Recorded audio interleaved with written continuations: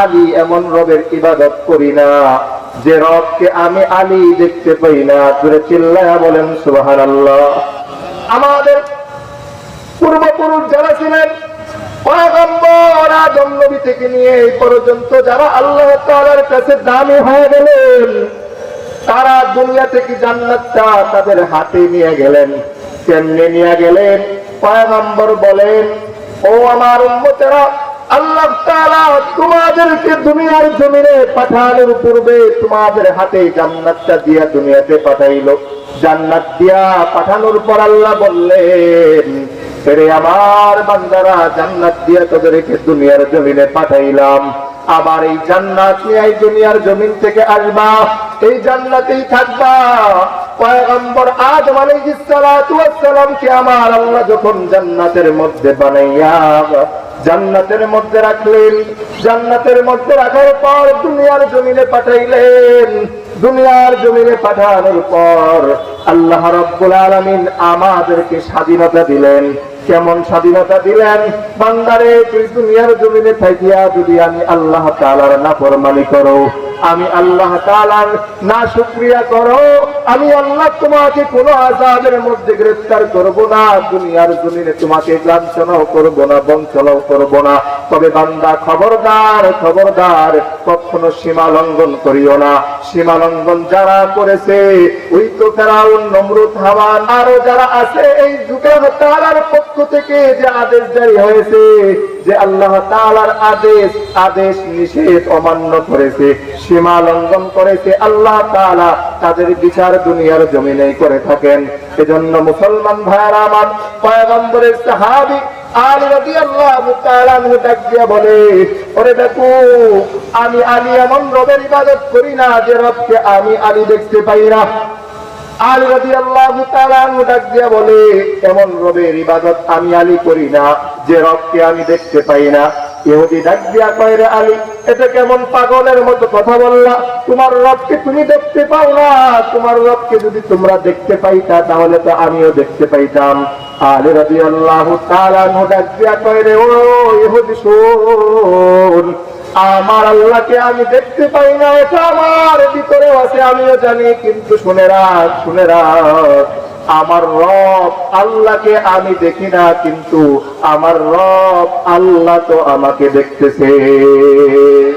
যদি ঈমান দুর্বল না হতো, আল্লাহ রাব্বুল আলামিন আমাকে আপনাকে দুনিয়াতে পাঠানোর 50,000 বছর আগে আমার আপনার তকদির নির্ধারণ করে রাখছেন। সে তকদির আল্লাহ তাআলা কিন্তু খারাপ কারো কপালে লেখে নাই। আল্লাহ তাআলা যখন আমাকে আপনাকে মায়ের গর্ভ থেকে দুনিয়ার জমিনে ভূমিষ্ঠ করাইলেন, ভূমিষ্ঠ হওয়ার পর আল্লাহ রাব্বুল আলামিন কিন্তু আমাদেরকে, আমরা দুনিয়াতে আইসা আল্লাহর নাফরমানি করব, গুনাহ করব, এই করব, নামাজ পড়বো না, গুনাহের কাজে সুদ দেব নেব, ঘুষ দেব নেব, এরকম কোন কাজ দিয়ে আল্লাহ আমাদেরকে পাঠায় নাই। আল্লাহ তাআলা আমাকে আপনাকে যখন দুনিয়ার জমিনে পাঠাইলেন, আল্লাহ তাআলা জান্নাতটা এক হাতের মধ্যে দিয়া আল্লাহ আমাকে আপনাকে দুনিয়াতে পাঠাইলেন। জান্নাত দিয়া পাঠাইলেন। জান্নাত দিয়া পাঠানোর পর আল্লাহ বললেন যে, বান্দারে, আমি আল্লাহ তোকে জান্নাত দিয়া পাঠাইলাম, এই জান্নাতটা নিয়েই আবার আমার কাছে আইসো। জান্নাত কেমনে নিয়ে আসবা? সেই মত আদর্শ, সেই জীবন ব্যবস্থাটাও আল্লাহ তাআলা আমার আপনার জীবনে দেখাইয়া দিলেন।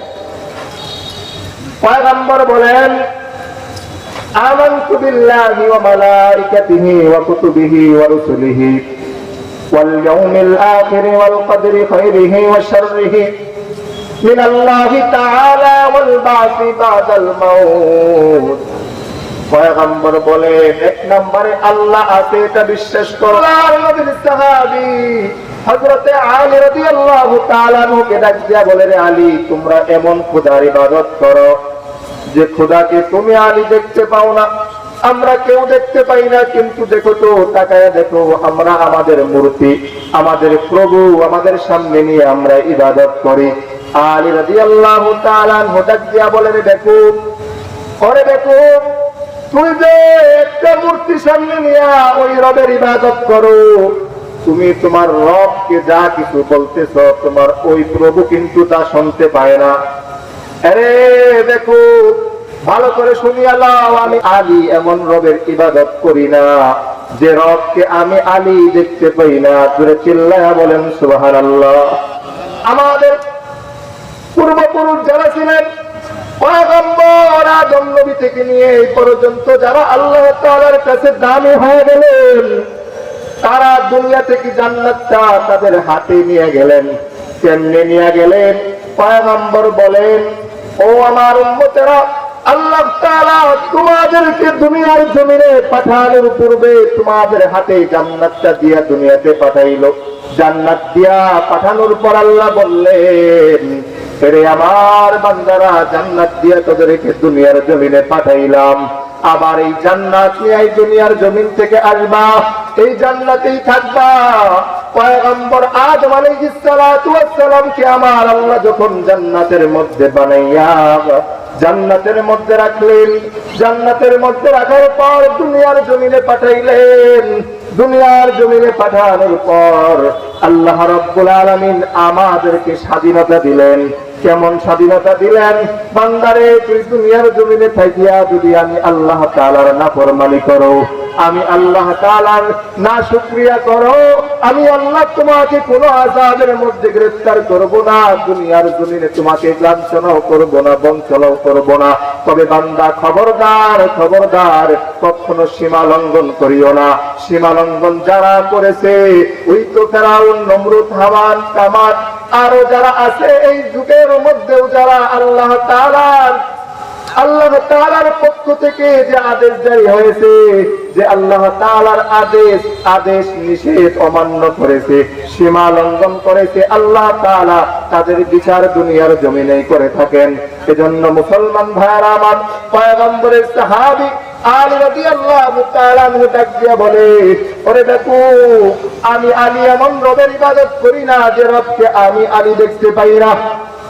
আলী রাদিয়াল্লাহু তাআলা আনহু ডাক দিয়া বলে, এমন রবের ইবাদত আমি আলী করি না যে রবকে আমি দেখতে পাই না। ইহুদি ডাক দিয়া কয়, রে আলী, এটা কেমন পাগলের মতো কথা বললা? তোমার রবকে তুমি দেখতে পাও না? তোমার রবকে যদি তোমরা দেখতে পাইতা তাহলে তো আমিও দেখতে পাইতাম। আলী রাদিয়াল্লাহু তাআলা আনহু ডাক দিয়া কয়, রে ও ইহুদি, শোন, আমার আল্লাহকে আমি দেখতে পাই না, এটা আমার ভিতরে আছে, আমিও জানি, কিন্তু শুনে রাখ, শুনে রাখ, আমার রব আল্লাহকে আমি দেখি না, কিন্তু আমার রব আল্লাহ তো আমাকে দেখতেছে। সুবহানাল্লাহ, আল্লাহ আমাদেরকে দেখতেছে।